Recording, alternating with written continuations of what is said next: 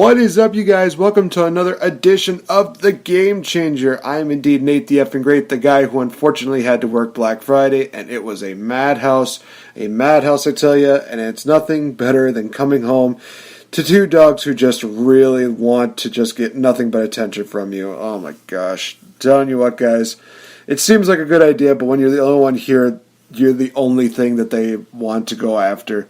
I'm being joined here by a woman who has two birds that are just talkative, to the point that you could say that they could talk your ear off. Well, from what I've heard, parrots can live all the way up to 100, and I can only imagine what those birds can live up to. So I'm being joined here by the always fantastic, always wonderful, and very talented VicTori Belle. Happy belated Thanksgiving, I should say now, and it's great to have you back after, I guess it was a 2-week hiatus, I guess we say. Yeah, I think it was just 1 week. Was it 1 week? Yeah, we just skipped Thanksgiving week because our show's on Thursday, and that was Thanksgiving. Yeah, well, tomato, math, whatever. Whatever. So, guys, a lot has happened since we last talked, and oh my gosh, there is a lot going on, and Jesus. I pulled up a list of all the stuff that we're going to be discussing, and we're going to be talking a lot about movies that are going to be coming out like crazy. It can range from something as wonderful as Toy Story 4 to something very epic as a Lego Movie. But I think we got to start off with probably VicTori Belle's favorite movie of all time. Guys, it's getting a sequel. Secret Life of Pets 2 is coming out. Oh, yeah. Alright, so you ready to talk about it? You can go right ahead. Okay. I'm done talking about it. Alright, we're moving on from that. So, from there, guys, this is actually kind of crazy because 2 live-action trailers have actually been released for Disney. No surprise there. Other than the recent Dumbo movie that is going to be coming out next year. It looks, again, really amazing. And it's kind of one of those things that does bring out a lot of tears. Oh, my gosh. Have you seen the new Dumbo trailer that came out? I have. It looks pretty cute. I mean, it is a Tim Burton film, so it's going to be a little dark. But, I don't know. I'm not a big Dumbo fan. I will most likely go see it, but I'll need to bring someone who might be more excited than I am. So maybe my mom or something. She's more into the Dumbo era than me. But like I said, more in the Disney Renaissance era. Like I said, with Dumbo, when we first talked about it, it was one of those movies where I thought, you know what, a live-action remake isn't really going to hurt it at all. And it is kind of an interesting movie for Tim Burton to direct. I think we've definitely talked a lot about his, great works as well as his works where it's like, Tim, dude, you could do so much better. Why? Just why? This one seems like it's an in-between deal because there are some moments in there where it's like, okay, definitely can see him pulling this off very well. Then there's some other parts where it's just like, oh boy, this could either go in a horrible direction or a fantastic direction. I will say this, that one of the co-hosts here on the Game Changer, Charisma, made a comment saying like, oh, Dumbo's mom dies. I'm like, She does not die in the movie. It's like, well, you never know. And it's one of those things where, my theory was confirmed in this recent one where they basically said, oh, we're going to save Dumbo's mom. And there's, of course, that scene where Dumbo and his mom kind of reunite. And it's one of those things where it's like, okay, that is actually going to be probably a tearjerker. That's going to be one of those things where it's classic Disney where it's like, mother and son, they've been separated for so long. Oh, they're finally reunited. Oh my gosh, it's going to be, oh boy. That is going to be probably a tough scene to get through, but it still looks pretty good. We'll see how it goes down. But another live-action trailer that Disney has released is the new Aladdin live-action Disney trailer. Honestly, by far, it looks pretty damn good. I don't know. What were your thoughts on it? I mean, they didn't really give you much. Most of the imagery they used, they've already used before. Like, it was almost like a total, like, remake of the original trailer is what I've noticed and seen.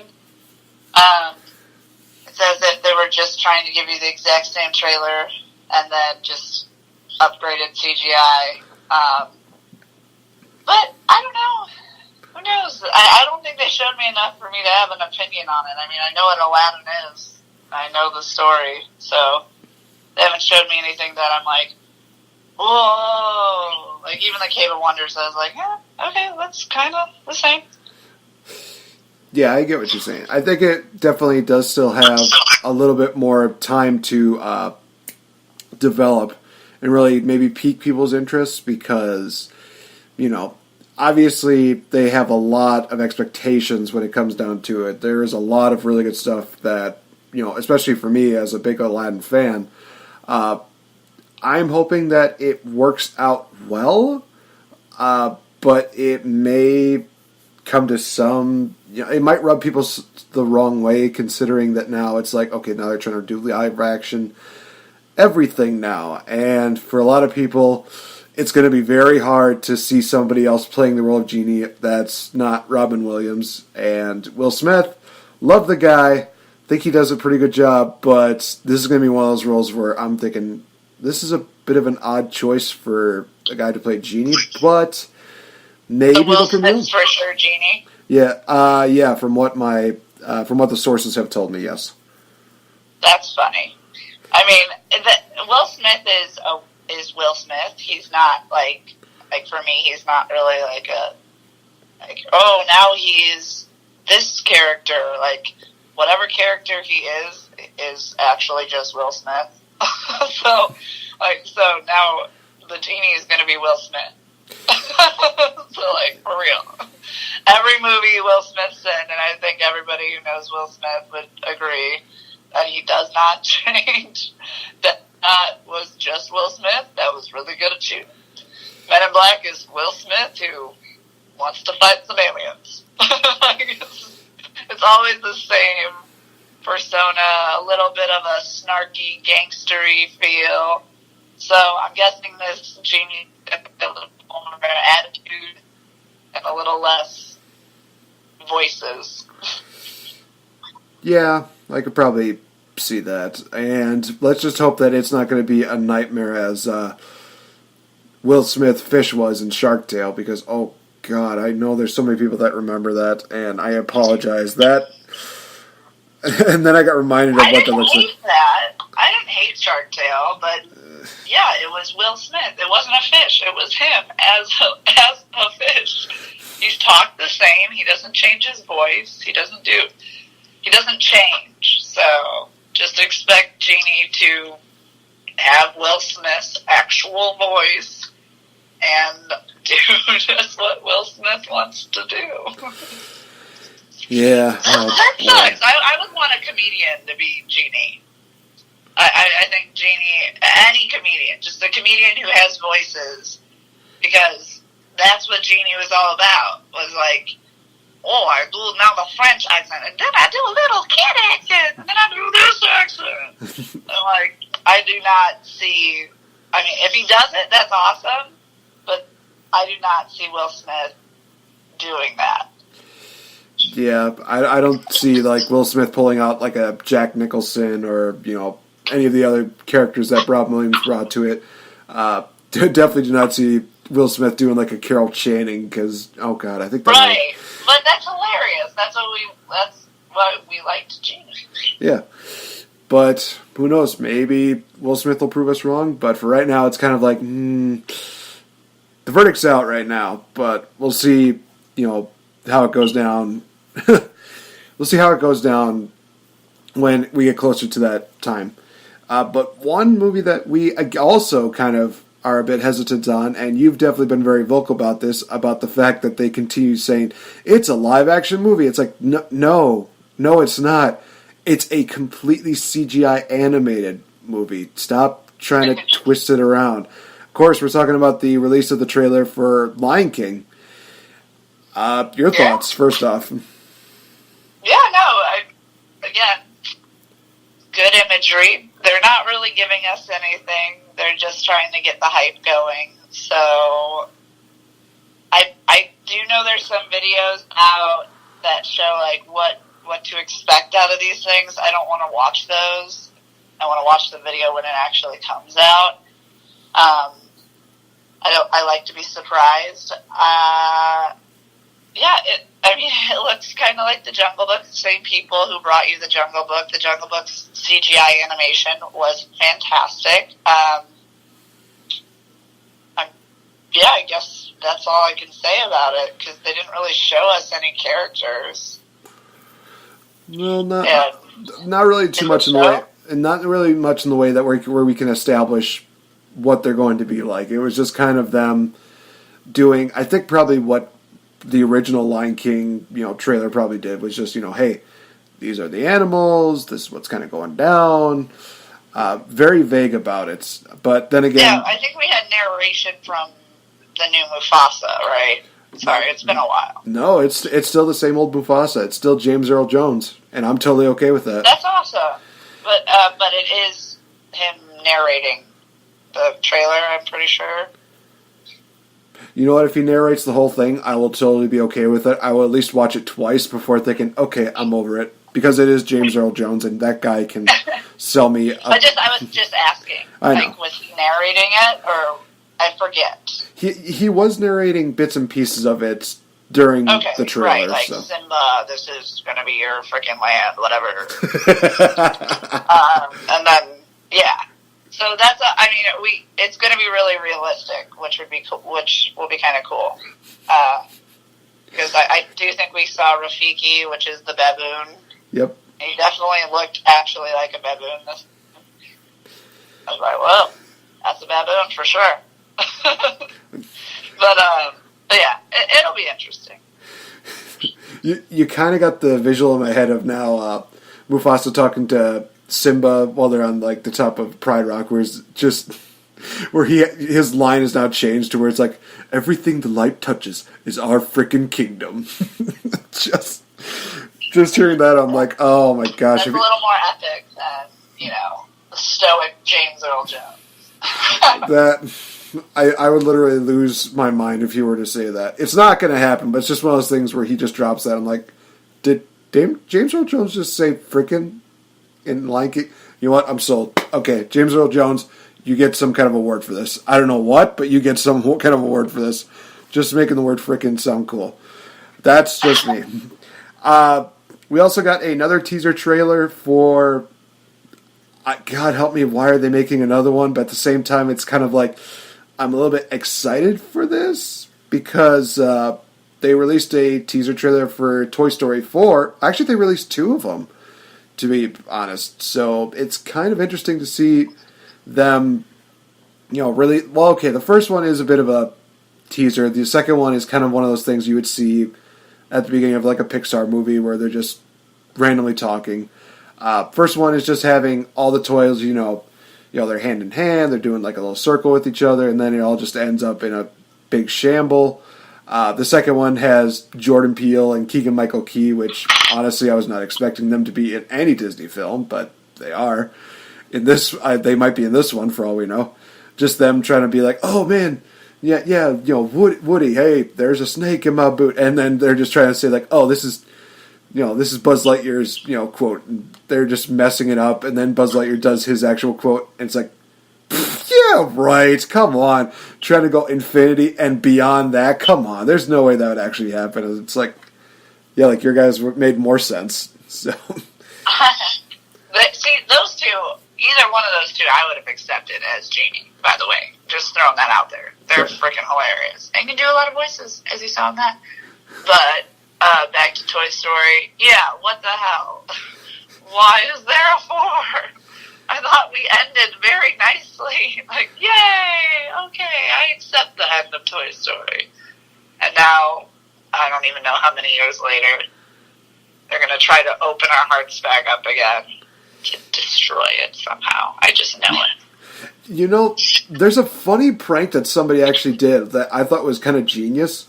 They did a deal where they basically recorded the entire Toy Story movie, but they actually end it with they ended like a fade to black when all the toys are heading towards the incinerator. I think it's like the moment where Woody just closes his eyes, they just go to black, and then they just go into like the credits. It was like two kids that were basically showing that to their mom, and she's just like, "What? No, there's no way they ended the movie like that." And it's kind of one of those things where I'm in the back of my head like, that is so cruel, but that's actually hilarious how they just try to make it seem like, oh, yep, that's the end of Toy Story 3. And they showed their mom and pretended that was the actual act. That's funny. It's one of those things where it's like, God, that's so dark and so meta. Disney would not go that far. But then again, they would probably try to do different things, so it wouldn't surprise me too much. But then they show her what the actual ending is. Like, oh, thank God. I'm just like, man, these kids are not going to get anything good for their birthdays or Christmas or anything good for the next, 3 years, I would say, because that was a cruel but also hilarious joke. I will say that. But yeah, I don't know what they're planning with Toy Story 4. It's like, where do you go from there? Because I know they've done little mini shorts, and that's one thing. But to do another movie, as you say, to basically try to rope us in for another go round where they're just going to smash our hearts, that just why? Are you trying to just drip us of every single tear that we have in our bodies as well as every single penny we have in our wallets? Because that's a cruel way to do it. I will say that. Oh yeah. I don't know what they're doing. It's Toy Story, so they are gonna try to drain every ounce of magic they can get from that, and I don't know, maybe every 10 years they're going to try to make another one as long as Tom Hanks and Tim Allen are still alive to do the voices, I guess. I don't know. It's kind of weird because I was really thinking about this, especially with Beauty and the Beast. It kind of is one of those things where it's like, okay, took them about maybe 20, 30 years for them to do this remake.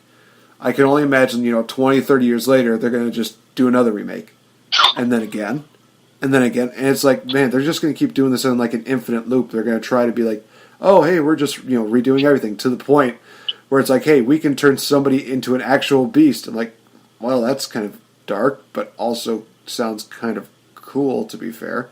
Because we go from CGI animation to legit, oh my God, that's actually really somebody who looks like a beast. That's pretty awesome. Which I'm kind of surprised they didn't go down that route for Beauty and the Beast, but that's just me. Yeah, it's gonna. I'm reaching a point right now where it's like they're gonna try and do live action remakes so many times that it's like I'm kind of over this because I've already seen the original. I've already seen you guys do a live action remake. I don't need to see another remake of a remake just because you're too lazy to come up with a new idea. Yeah, but. I mean, those are classic stories, so I hope they don't do what you're saying, that every 30 years they make a new one. I think that the reason they are doing this, how they are doing this, is because the technology of the film industry is up to par with having humans and animation interact to a point that is way better than the original Mary Poppins. And that's kind of why we've seen the new trailer for Mary Poppins come out too. And it's interesting that they're doing a CGI mixture with the old animation mixture with it. So that looks a little odd to me, but we'll see what happens with that. I'm not a big Mary Poppins fan. But I know that might piss some people off, so sorry. But it's just, I think they just want to present the stories as well as they can, and the best way to get people to connect with any story is to put other people in it. So it's like, this is really happening, or this could really happen, and it makes people really connect with it, like Lord of the Rings and stuff. They were pushing that movie, and because they didn't have that great a technology, but it was phenomenal. They did more makeup than CGI. But dang, like, that's so cool. And now Disney's like, whoa, CGI is pretty affordable now. Let's CGI the F out of things. And then we get Lion King.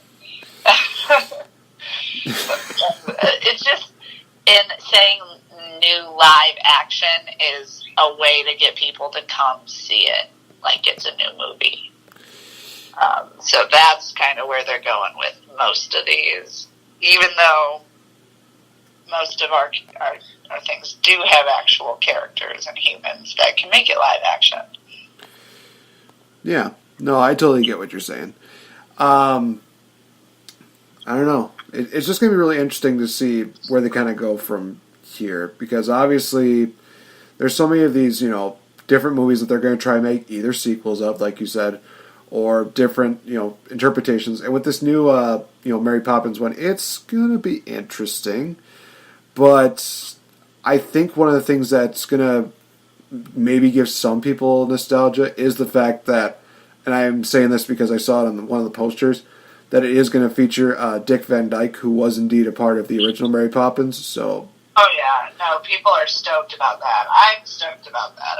I think that's super cool that they were able to get him in the movie. Almost like those, the Stanley Poppins, like he's gonna be hopefully a character that at least pops in or has a decent amount of time on screen. It'll just be very oh my gosh, you guys took the time to get this man back in this amazing movie. Yeah, no doubt about it. So the next one that you were very excited to talk about, but unfortunately, we had to switch this around due to the unfortunate loss of Stan Lee, was a new trailer that got introduced, and it came to a point where we were very nostalgic about this, and it's like, okay, this is new, this is different, okay, this is different, okay, it features Ryan Reynolds, oh, wow, that being Detective Pikachu. Yeah, that is crazy. So I don't know what Detective Pikachu is. I'm just going to throw that out there. Apparently it's a video game that people play. And so As many Americans. I don't play video games, so I'm not cool like that. But I was just like, what is going on? The fact that this is live action Pokemon, that is where we're at right now. We're not getting live action animals anymore. It's live action Pokemon. And that's cool. That's the type of shit I want. I'm like, I don't care if you do another lion. I know what a freaking lion looks like in real life. I'm sorry. I've been to the zoo. But I do not know what Pikachu looks like. And now I do, and it's fuzzy and cute, and it talks like Ryan Reynolds. It's so surreal. That is just hilarious. I almost was mad at first, because I was like, wait, is he gonna do Deadpool stuff with Pikachu? Because that's gonna make me cry on the inside a little bit. But then I'm like, oh no, he's just gonna be snarky and funny because people don't understand him. And I like it. And I like the actor who's playing, I think his name is Tim, but I'm not for sure. There's a main character in, I guess, Detective Pikachu named Tim, or something like that. He looked awesome. He's hilarious. He's a really nerdy kid. I've seen him in something else. I forget what. But he's pretty nerdy, so that's going to be fun to, play around with, Ryan Reynolds' coolness and his nerdiness. And then I also I forget what the actor's name is, but he's the Japanese, actor who's in a lot. He was in, oh my god, Inception and stuff like that. He's really popular in our movie frame, and the fact that they threw him in there just to kind of give a homage to the Japanese culture and stuff, I really liked too. Because Pikachu and all this, people could get mad about that again. They're whitewashing an anime, but I don't know. I don't think it's supposed to be just one race in the movie, and I said whitewashing, and the main character is not even completely white, but they get mad when people aren't Japanese who are supposed to be in an anime, and I think that sometimes they decide that there's supposed to be one race in an anime, and I don't think any anime I've ever watched just has one race in it. So we'll see. I think it looks really cool. How about you? I think it's one of those movies that is long overdue. The fact that we've waited this long to finally get a live-action Pokemon movie, much like you mentioned, it is a little bit scary to see Ryan Reynolds playing the role of Pikachu, but the fact that it's one of those situations where it's like, okay, only this kid can talk to Pikachu, while everybody else, all they can hear is Pika, Pika, Pikachu. It's just like, okay, that's kind of cute. Yeah, I don't know what's really going to go down with this. You are right. It is based off of a video game, because I do remember Detective Pikachu being, I think, a bit of a fab for a lot of people, probably when it first came out. So I can't remember exactly. I've never heard of it before, so I was like, okay. But did I miss the boat? Like I said, it's a live-action Pokemon movie, and a lot of the Pokemon there look pretty awesome. They basically have a deal where Detective Pikachu is just interrogating people, especially Mr. Mime. Oh my gosh, that scene got me. Where that was awesome. He's creepy looking too, and I'm like, hey, honestly, a Pokemon that's supposed to look kind of humanoid would be a pretty creepy thing to look and hang out with. I'm like, ugh, Mr. Mime is a freak.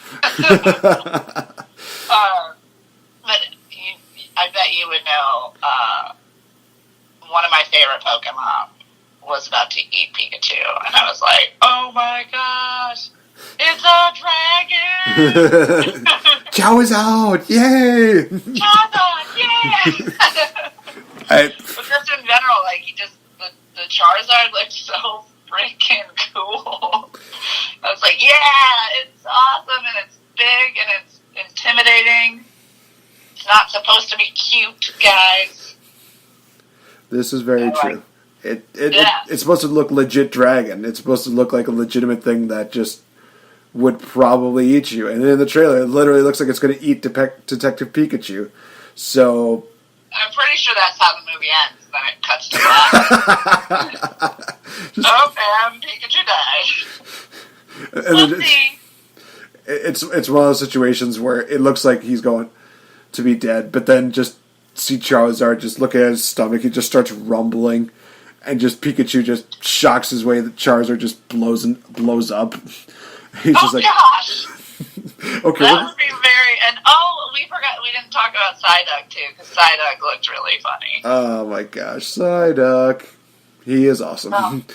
It's just going to be great, because I don't know a lot of Pokemon anymore, because they did so many generations, and I didn't travel through those generations.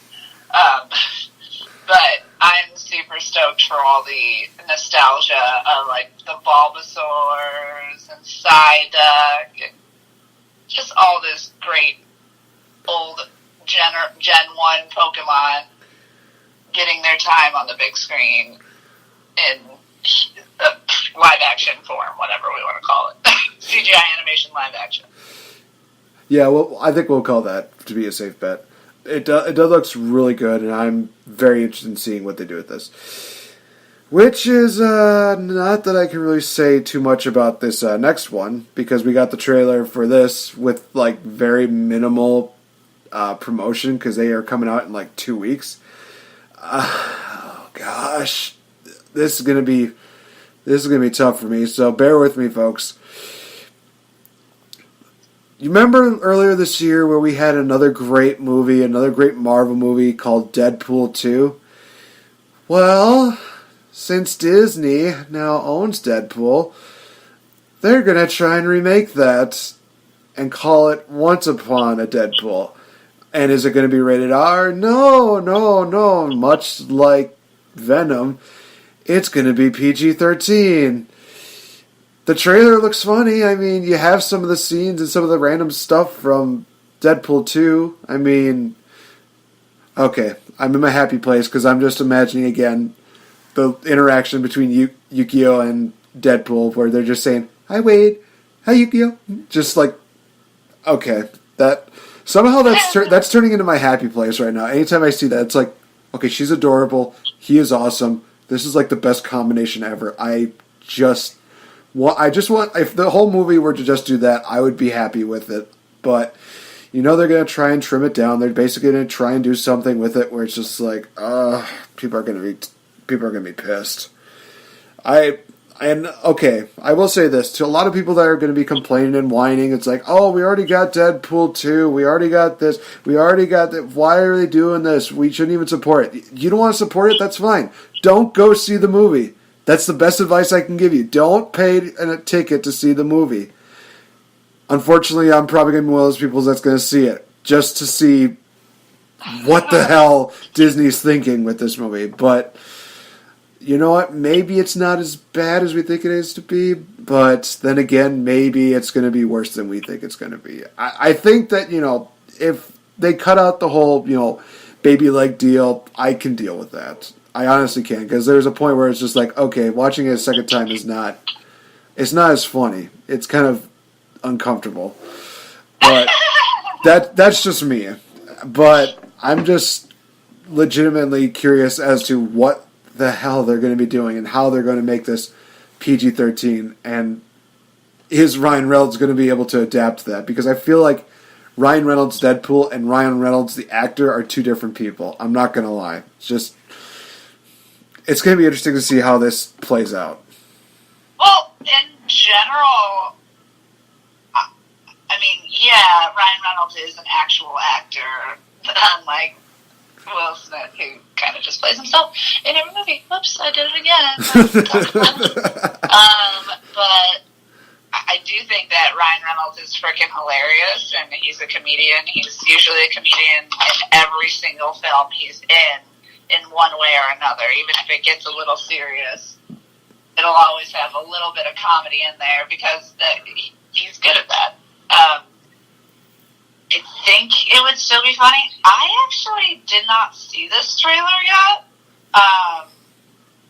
so I don't really have anything too much new to say. I thought it was supposed to be like a Christmas special, from what I heard stuff about, but I could be wrong. It's supposed to be just another remake. I'm gonna see if I can look it up. See what exactly it's supposed to be. Once upon. Yeah, I don't know. It's probably too soon for more Deadpool for everyone, but I would rather have a complete movie than a remake of a movie that already was a success. I consider the release to be a chance of a Christmas bonus. Oh, okay. So studio is considering it to be kind of a Christmas bonus. Has the potential to be released in China. Oh, that might be another reason why. Because I guess with them trying to do a PG-13 deal, they want to be able to reach more countries. And I guess with the rated R Deadpool, it wasn't allowed in China. So now they're making this PG-13 so that hopefully... What? Yeah. China's censoring things? No way!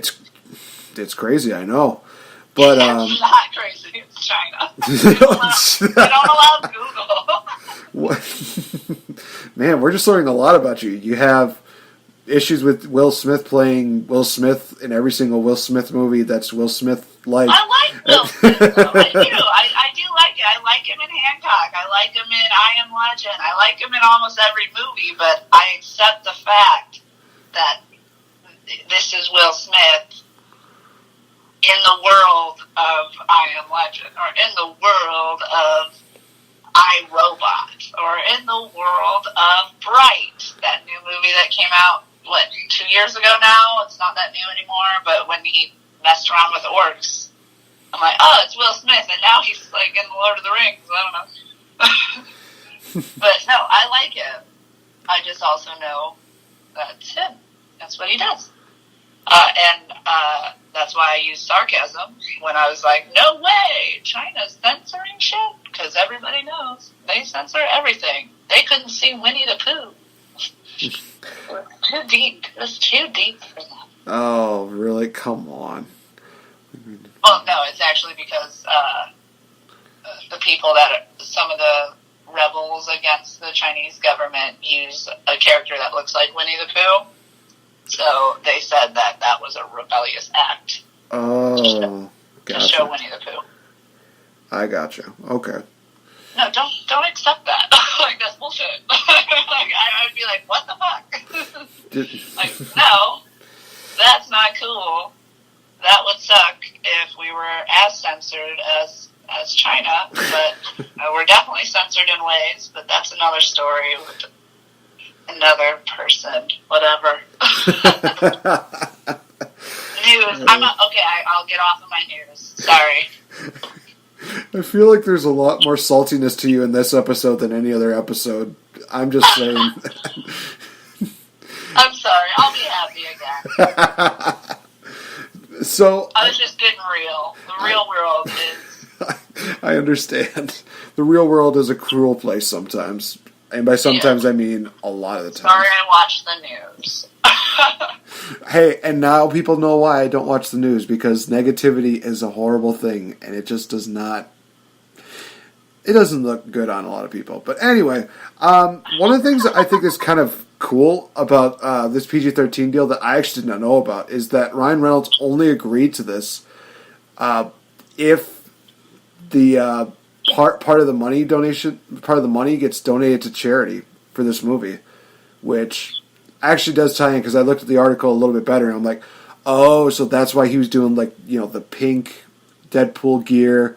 He was doing the Fuck Cancer campaign, which of course had to tie into a Fudge Cancer campaign, obviously for the PG-13 deal. So it's like, okay, so Ryan Reynolds isn't just doing this because, well, he's probably doing it because he's under contract, but he's also doing this where he's like, you know, I will do this willingly and I will give you my 100% if you give some of this money to charity. So it's like, damn it, I can't say anything bad about Ryan Reynolds anymore. It's like, literally, I just can't. If this is a guy who literally says, I will do this movie, but you have to give money to charity, it's like, I'm okay with this. I am totally okay with this. If this is going to be one of those movies that is used for charity causes, it's like, I'll watch it once, maybe twice at least. As many times as I saw Deadpool 2. That should give people a reason to even just give it a chance. Like, it's not like you're going just for yourself. Now you're going, and some of your ticket price is hopefully going to charity. Yeah, it's pretty awesome. But you know what else is pretty awesome? It's really cool when you're a part of a team. I'm, of course, talking about the Lego Movie 2, the second part. This trailer got released, and honestly, it's a bit of a different trailer. It's got a little bit of like a Mad Max feel to it. You see a lot of the characters that are returning, like, you know, Elizabeth Banks, Chris Pratt, Will Arnett, I should say, of course, Lucy, Emmett, Batman, a lot of the other classic characters involved in this. It doesn't seem to pick up where they left off in the original Lego movie. It seems like it takes off in a bit of a different direction, which is interesting, but there's still kind of part of me that's like, I want to kind of see what the war was like with the regular Legos and, like, the, I guess, play school Legos, I think they were called. I can't remember what they were exactly. Maybe that's just my memory not working with me as to what those were. But, yeah, it's basically a deal where Lucy gets captured, Emmett and his friends have to go save her. There's literally a scene where Emmett meets, like, a counterpart. I don't know if this is, like, a opposite of Chris Pratt, but this guy literally has a raptor, and he's talking all tough, he's talking all manly, and then he just turns around, and Emmett is just giving the raptor like a belly rub, and the raptor is just acting like a little doggy. I'm like, oh my god. If somehow they pull that in the next Jurassic World movie, I will literally just punch my brains out, because that just is so dumb. But in this setting, it's funny. It's just one of those things where it's like, oh my god, you just imagining, you know, Chris Pratt in Jurassic World just doing a belly rub to Blue, and Blue's just acting like a dog. It's like, this is a thing. We have come to accept this, and this is also kind of funny at the same time. One thing, I'd be fine if they tried to add more humor in those movies. Not that good. Well, I mean, the humor enough. It's got Chris Pratt in it, so what more humor do you need? I'm talking about Jurassic World. Yeah, I know. That's what I'm saying. What? Jurassic World is not funny. Chris Pratt has some pretty good moments where he's funny. I can't think of any off the top of my head, but I know. I'm like, I don't feel like he's funny at all in those movies because they don't want it to be that funny. He's supposed to be like a tough guy. And I'm like, if you got Chris Pratt, might as well use him. He's Star-Lord. Give us Star-Lord in Jurassic World. You can give him some humor. Like, we're okay with that. But that's, again, another topic, another moment. Is Jurassic World isn't, that great. But Lego Movie is great. It really is. Did you get a chance to see the trailer for Lego Movie 2, the second part? I did not, but I don't think I go to as many movies as you do. So you get a 1-up and a golden star for knowing all these movies. But I would probably go see Lego Movie again. I enjoyed that. That was a fun adventure. It is one of those movies that I'm kind of very interested in seeing. Like I said, it kind of features a bit of a Mad Max feel to it to the start. Of course, like we said, a lot of the great voice actors are back again. I kind of want to see Elizabeth Banks and Chris Pratt in like an actual movie together, not just Lego Movie, but actually doing like an actual role where the two are kind of playing off of each other in real life. That's just me. That's just a hopeful me. It's just kind of like I kind of like to see these. They work pretty well together. I think they would do a pretty good comedy. I mean, we got Jason Bateman and Rachel McAdams earlier this year. They turned out pretty well. Can we maybe get Elizabeth Banks and Chris Pratt? Possibly. I don't know. You never know. It'd be cool. It would be cool. It would be awesome. Damn it. I'm keeping getting the Lego song stuck in my head where it's just everything is awesome. But then again, it did win an Oscar, so can you blame me, folks? Can you really blame me? But, alright, so for the last, we got about 20 minutes left. I think we should definitely talk about one thing. One thing that I definitely wanted to hit on that really surprised me when it came out in an article was that Venom actually surpassed Wonder Woman in international sales. Obviously, domestically here in the United States, some people say, like, oh, it didn't really do that well. But I guess internationally, people loved it. Loved it more than Wonder Woman, which to me surprises the hell out of me because it's like, what? People loved Wonder Woman. They thought it was amazing. They thought it was really awesome. And then it's like, they really loved it in America. I guess, oh, that's interesting. I now have to look to see what basically box office. Holy crap! I was not expecting it to be that big. Current box office right now is for Venom is $826.1 million. That beats Wonder Woman? Let me check Wonder Woman because, like I say, it was international sales. I want to see Wonder Woman's final tally. If it somehow is less than that, I am going to be legitimately surprised. Let me see here. And, oh my god, holy cow. It's really close. It's, Wonder Woman has $821.8 million in box office. And what was Venom? Was it, 826 if I'm not mistaken? Yep, 826. 826 million. Holy cow.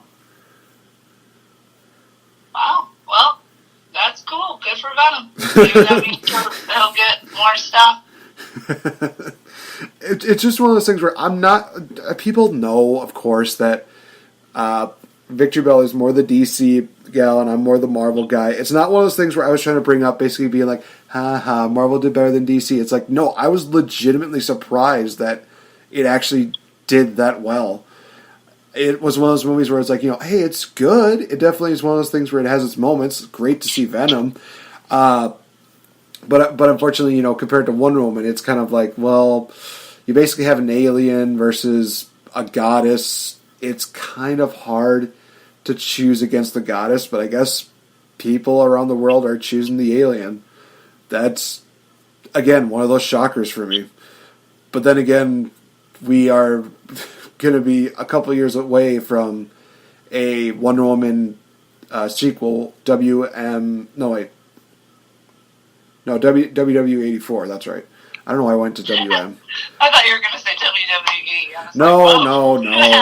WWE was definitely far from my mind. But, I don't know why I came up with WM. Maybe it's just because W is this way and M is this way. I don't know. But, again, just very surprised by that. And yeah, I mean, we do have to, just for everybody's sake, it is just the international. In general, all box office sales, Wonder Woman blew everybody out of the water. But, I'm just going to say this because I think it's common knowledge, but I'm not for sure, maybe. Entertainment-wise, the United States kind of runs it and feeds it and nourishes it. So we make probably over 50%, or we spend over 50% of any movie's total sales. It's just, we just have a lot more. People going to the movies, a lot more. People with the funds to go to movies. So, saying that something won internationally is cool, it's good, but I wouldn't say, they have anywhere near the same price and the same money made, just because it made similar and beat internationally.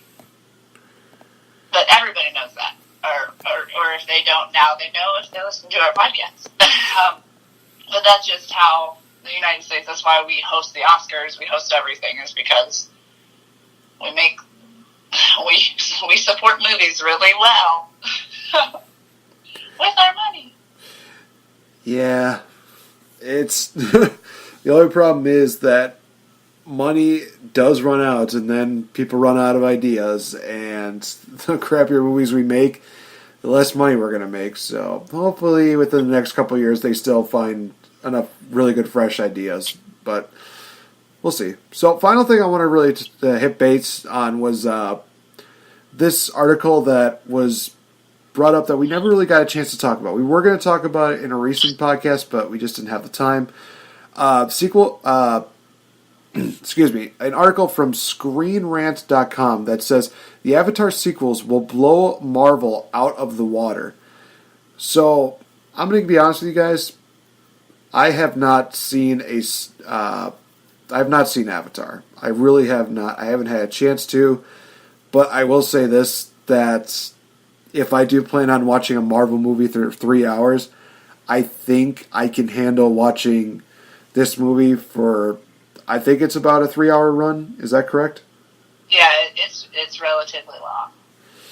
So, well, I mean, you've gotten the chance to see Avatar, correct? Oh yeah, multiple times. What are your general thoughts on Avatar?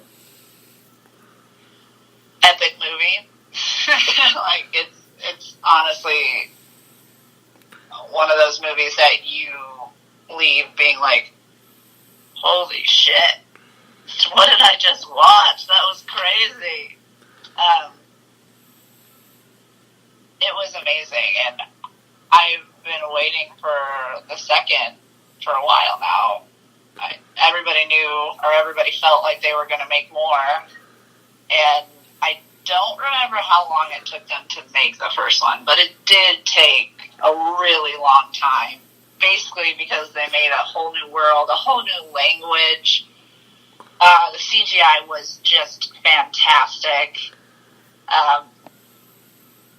They had to build a whole studio for this thing. So it was a movie that is well worth watching, well worth going to, and well worth sitting there for as long as it is. But that just makes it more epic. it had a lot of different themes, a lot of nature themes of protecting nature, saving nature, preservation, without being too in people's faces, because they were using another planet as its way of saying, like, hey, like, we're killing these people, we're hurting these people, we're killing this planet by doing this. And so people who aren't into the whole save the world notion got to enjoy the fact that it's an alien planet, and those who saw that it could be a direct correlation to our own world got to enjoy the fact that they were making a statement. So it's just really good.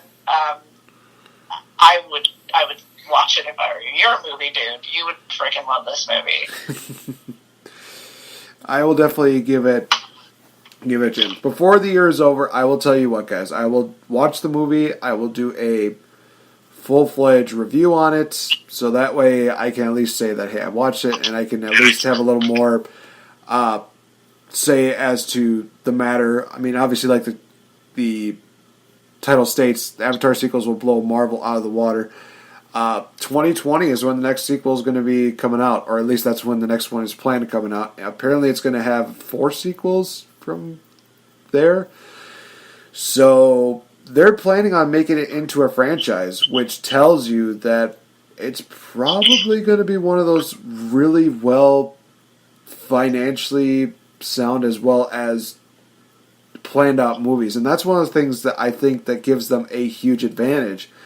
Because with Marvel, unfortunately, they do have the luxury of, spitting out movies left and right. But the problem is that it's going to wear out a lot of their fans pretty fast. Because I don't know if you remember this growing up, but I think a lot of times we usually probably only have maybe 4 movies half the time when we were growing up, 4 movies a month if even. And now it just feels like we got, 3 movie releases here, and then 4 this week, and then another few this week, and then it's like almost every single week there's a different movie coming out.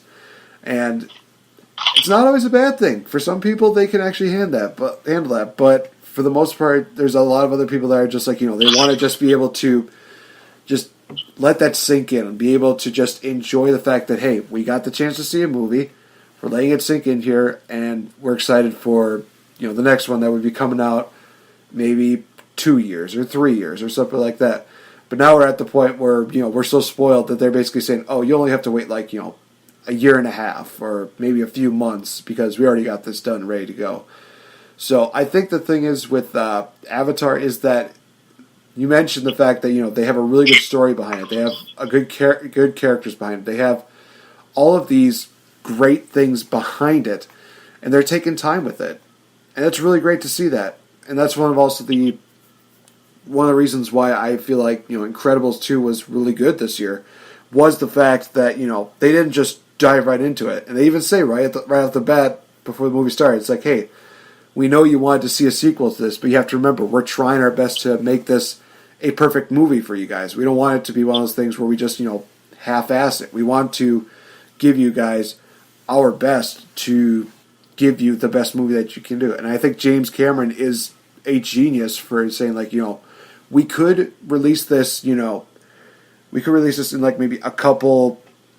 maybe in a couple of years, but we're going to take a little bit longer than that, so that way everything's perfect, and then that way, the script is perfect, the characters are perfect, and everything, motivation is perfect, stuff like that. I think they're going to do a fantastic job with this sequel. Sweet, I hope so. It's going to be absolutely insane to see how this works out, but, I understand where people are going to be definitely agreeing with this. There's still going to be a lot of people who are just going to be saying, no, Marvel's going to promote more movies, so therefore they're always going to be able to beat Avatar. That doesn't matter, because a lot of times what matters is the quality of the movie. I'm sure a lot of more people remember Avatar more than probably, certain movies that Marvel did. Is everybody going to remember, something that Paul Rudd did in the original Ant-Man? Hell no. They're probably not going to remember that. Are there going to be people that remember, Spider-Man from years ago? Probably not. I'm talking about Tobey Maguire Spider-Man, not Andrew Garfield Spider-Man, because I don't want to relive that again.